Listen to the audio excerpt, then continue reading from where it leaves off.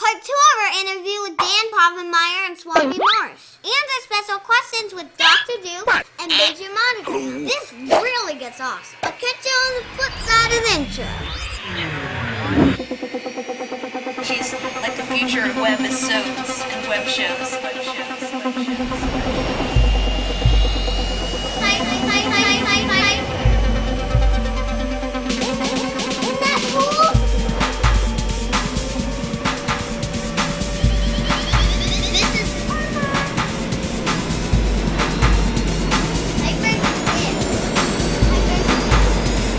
PipersPicks.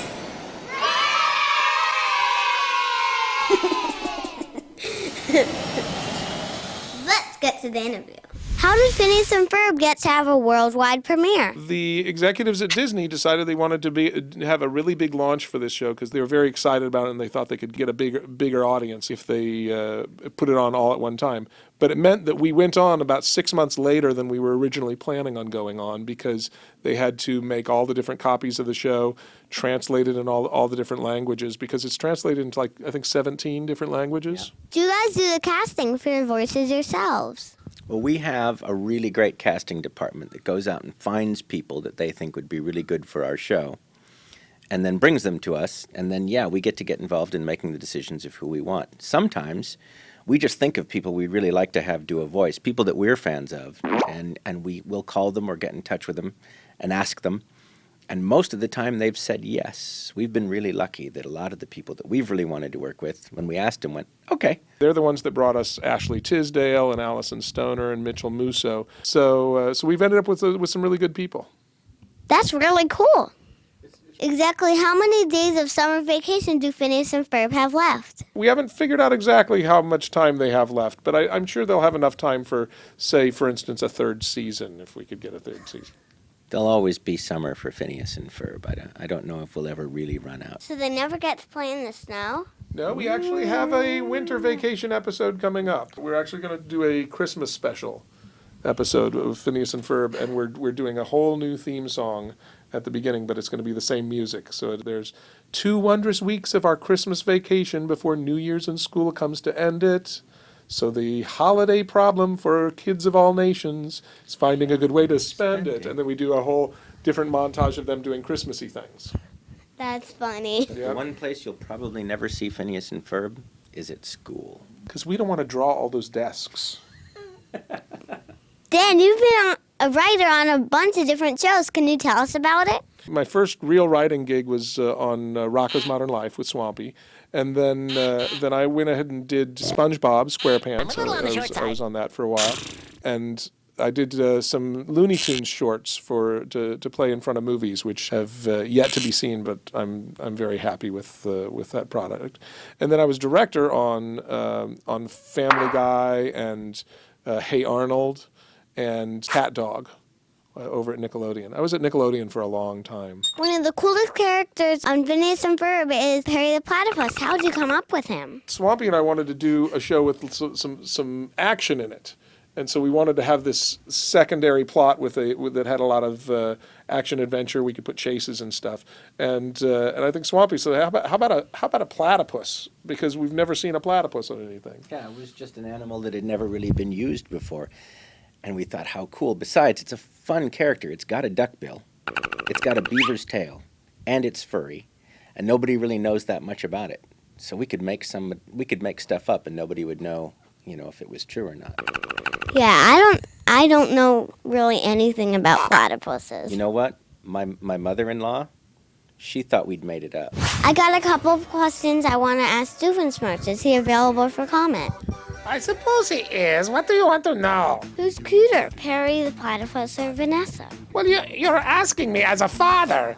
Vanessa, she's my daughter, so I am a little, gonna err on the side of Vanessa for this one, but I think I might just say Perry the Platypus. Can you please give us some insight into the source of your anger management issues?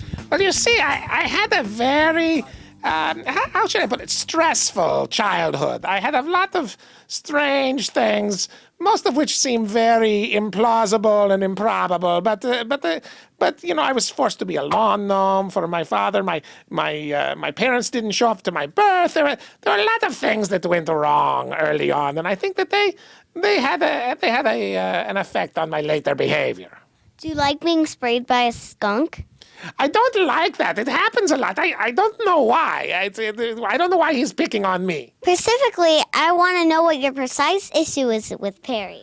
Well, he's my nemesis. It's just this yin and yang thing we have going on. If I don't fight him, what am I doing? I'm sitting at home. I'm chopping lettuce. That's not much fun with the chopping of the lettuce. But I have this nemesis that I can fight, and I can be doing evil, and he can be trying to stop me. It just helps pass the time. How did you ever mistake Perry for Candice? Well, I've got a very difficult job, lots of agents to take care of, and, well, Perry the Platypus is an incredible master of disguise.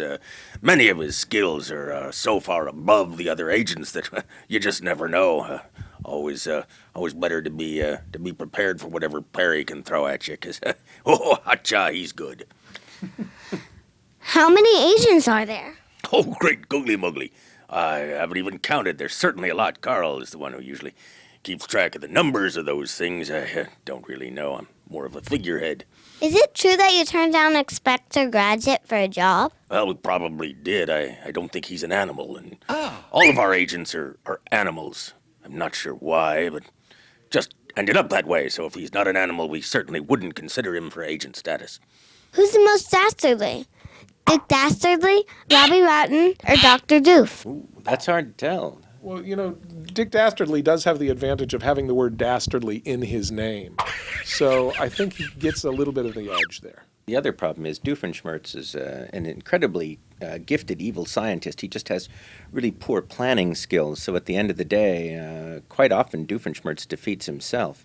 So Hoisted on my own petard. So it's kind of hard to give him the full dastardly, the top dastardly position, because he said he tends to fall down right at the end. He doesn't usually get things right, so he has evil intentions, but nothing really happens from it. He's always thwarted at the last moment. Vigil, because you never know. He just might succeed one day. Who's cuter, Isabella or Candice? Well, Isabella is named after my daughter, so I'm going to have to say Isabella.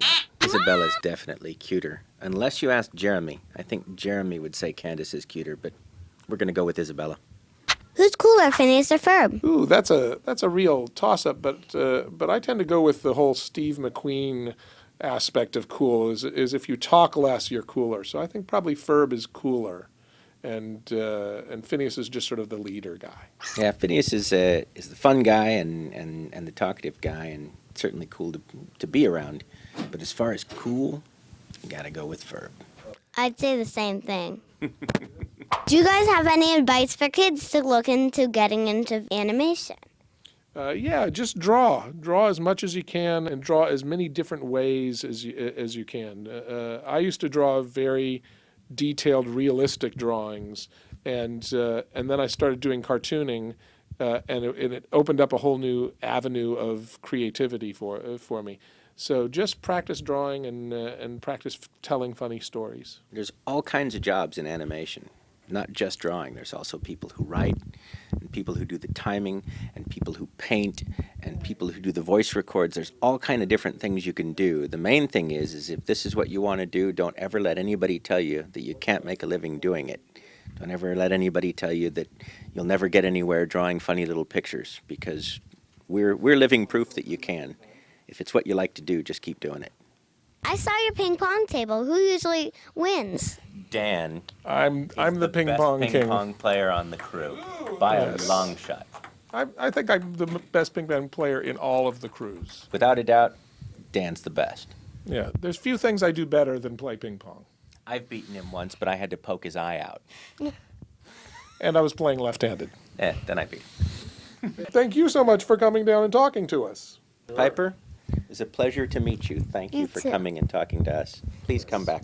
Thank you for talking to me. Dan and Swampy spent so much time with us. It was so cool. On top of that, Dan gave us an amazing look at the studio and some insight into the origins of Phineas and Ferb. There's so much stuff to cover. We're finding that we have a ton of extra footage from the whole trip. We're trying to get it out to you guys as fast as we can. But we do need your input. We've gotten a few suggestions.